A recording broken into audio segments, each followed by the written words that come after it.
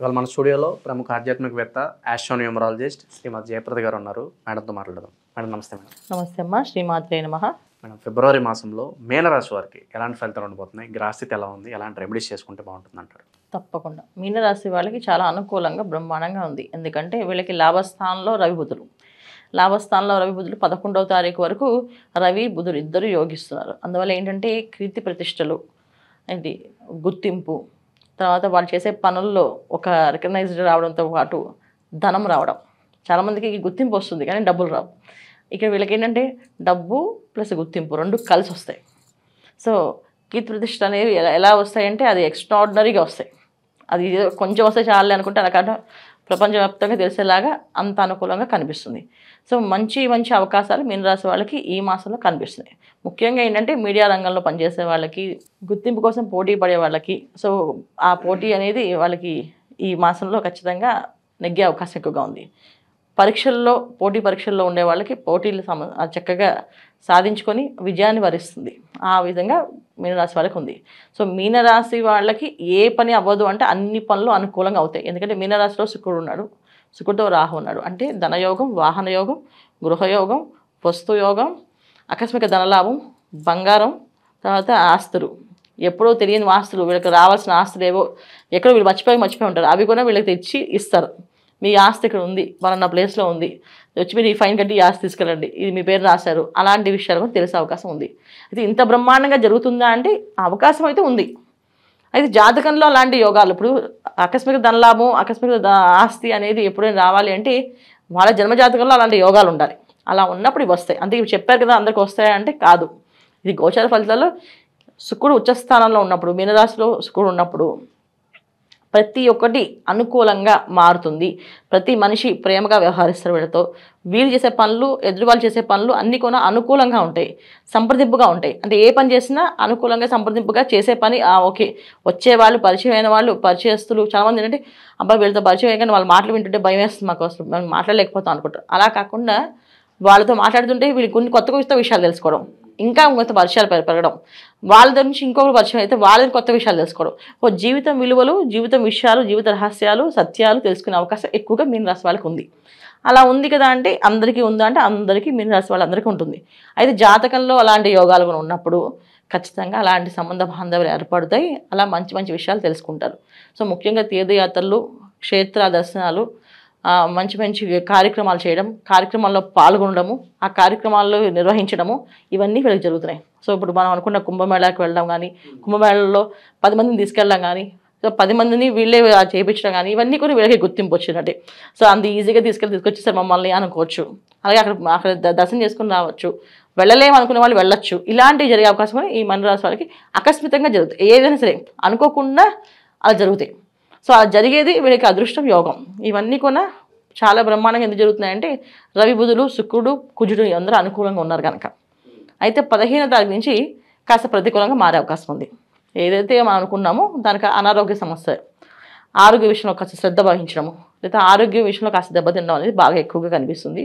అనారోగ్య సమస్య అనేది వచ్చే అవకాశం ఉంది. దీర్ఘకాల రోగం ఏదో వచ్చేదో కూడా ఉంది వీళ్ళకి. సో దీర్ఘకాల రోగం ఏదో వస్తుంది అంటే అది ఏమొస్తుందో తెలియదు, జాతకంలో ఉండే యోగాలు బట్టి.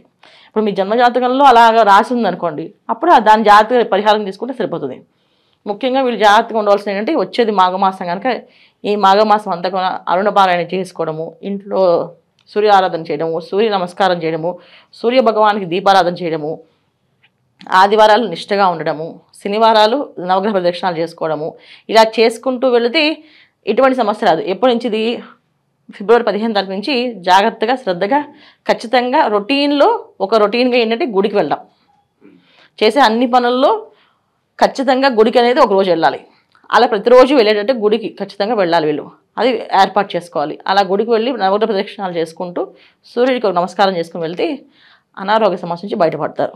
ఎందుకంటే వచ్చే రోగం దీర్ఘకాల రోగం అంటే కంటికి సంబంధించి రావచ్చు, వెన్నుకు సంబంధించింది రావచ్చు, గుండెకి సంబంధించింది రావచ్చు. సో వీళ్ళు ఏ వచ్చినా మనం ఒక గాజు బొమ్మే, వాళ్ళు ఒక కంటికి సంబంధించి వచ్చిందా గాజు బొమ్మే, ఒక గుండెకి సంబంధించి వచ్చిందా గాజు బొమ్మలో చూసుకోవాలి. సో ఇలాంటి పరిస్థితులు ఉన్నాయి కనుక జాగ్రత్తగా మనం చేసే పనిలో ఒక 15 రోజులు ఖచ్చితంగా రోజు వెళ్ళేటప్పుడు, ఆఫీస్కి వెళ్ళేటప్పుడు, ఆఫీస్ నుంచి వచ్చేటప్పుడు సాయంత్రం పొద్దున్నో గుడికి వెళ్ళి ప్రదక్షిణాలు చేసుకుని రావడం అనేది అలవాటు చేసుకుంటే మిగతా అన్ని పనులు అనుకూలంగా జరుగుతున్నాయి. గృహప్రవేశాలు కావచ్చు, వివాహాలు కావచ్చు, ఇంకా ఇతర శుభకార్యాలు జరగడానికి ఆస్కారం కనిపిస్తుంది మేడం? శుభకార్యాలు చేస్తారు, శుభకార్యాల్లో పాల్గొంటారు, శుభకార్యాలు చేయిస్తారు వీళ్ళు. అంటే ఏంటి, వివాహాలు జరగడం కానీ, వివాహాల్లో పాల్గొనడం కానీ, వివాహాలు జరిపించడం కానీ, అంటే మధ్యవర్తిగా ఉండి వాళ్ళ అమ్మాయి బాగుంటుంది, వీళ్ళ అబ్బాయి బాగున్నది, ఇద్దరు కలిపి మార్చడం. సంబంధ బాంధవ్యాలు చాలా ప్రేమగా ఉంటాయని కదా, ఏదో ఒక కార్యక్రమాలు కలుసుకొని, అయ్యో మీకు ఒక అబ్బాయి ఉన్నాడు, వీళ్ళకి ఒక అమ్మాయి ఉంది, చెయ్యండి వివాహాన్ని వీళ్ళు చెప్తే వాళ్ళు వీళ్ళ మాట విని సరే మీరు చెప్పారు కనుక చేసుకుంటాం అని చెప్పి చేసుకోవడం, వివాహాలు అవ్వడం, అంటే వివాహాలు పాల్గొనడం కానీ, కార్యక్రమాలు చేయడం కానీ, ఇవి వీళ్ళకి మీన రాశి వాళ్ళకి. ఈ మాసంలో ఏదో ఒక పని, కొత్త పని చేస్తూనే ఉంటారు వాళ్ళు. కొత్తగా పనులు అవుతూ ఉంటాయి, దానివల్ల కొత్త పరిచయాలు పెరుగుతూ ఉంటాయి, దానివల్ల వీళ్ళకి లాభాలు ఉంటాయి. సో ఆ పరిచయం అనేది వాళ్ళకి ముందు ముందుకు వెళ్తుంటే మంచి మంచి జీవిత సత్యాలు తెలుస్తూ ముందుకు వెళ్ళే లాభదాయకంగా ఉంటుంది తప్ప ఇబ్బంది పెట్టేది ఉండదు. అది ఫిబ్రవరి 15 వరకు అలాగే ఉంది.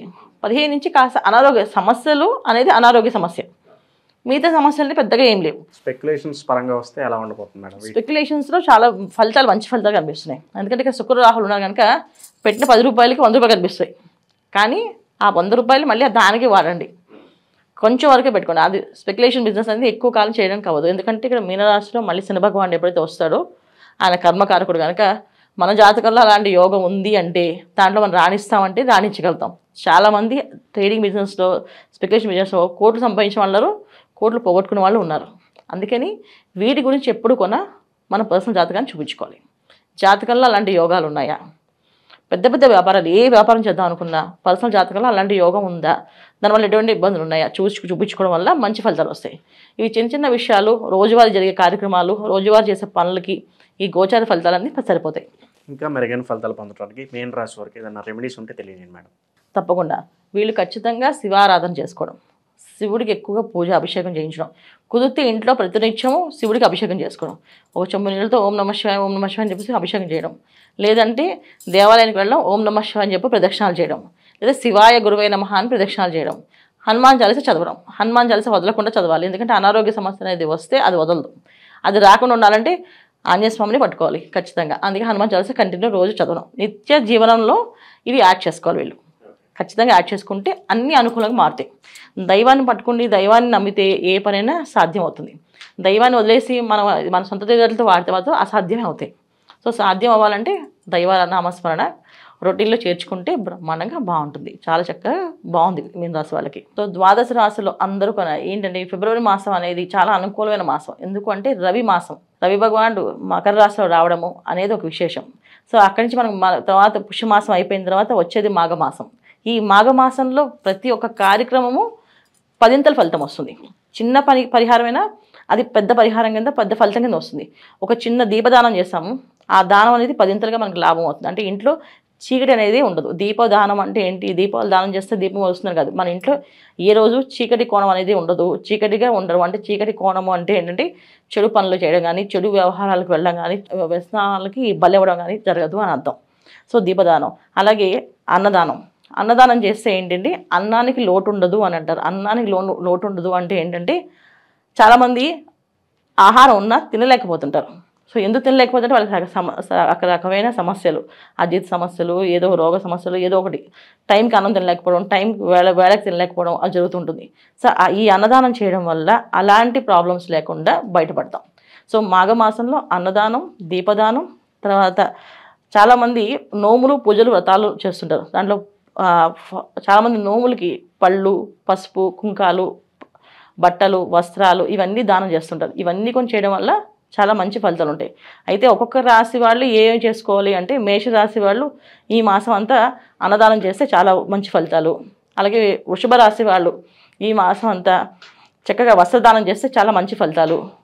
మిథున రాశి వాళ్ళు పుస్తకాలు దానం చేస్తే విద్య బ్రహ్మాండంగా సాగుతుంది. అలాగే కర్కాటక రాశి వాళ్ళు ఏదో ఒక వస్తువుని దానం చేయడం, అంటే వెండి కానీ, రాగి కానీ ఏదో ఒక పాత్రను దానం చేస్తే అన్ని అనుకూలమైన ఫలితాలు కనిపిస్తున్నాయి. అలాగే సింహరాశి వాళ్ళు చక్కగా ఒక 10 మందికి చదువు విద్యాదానం చేయడం కానీ, ఒక విద్యార్థికి విద్య కట్టించడం కానీ చేయడం వల్ల మంచి ఫలితాలు ఉన్నాయి. ఇలా ఒక్కొక్క రాశి వాళ్ళు చేసుకుంటూ వెళ్తే అన్ని అనుకూలమైన ఫలితాలు కనిపిస్తున్నాయి.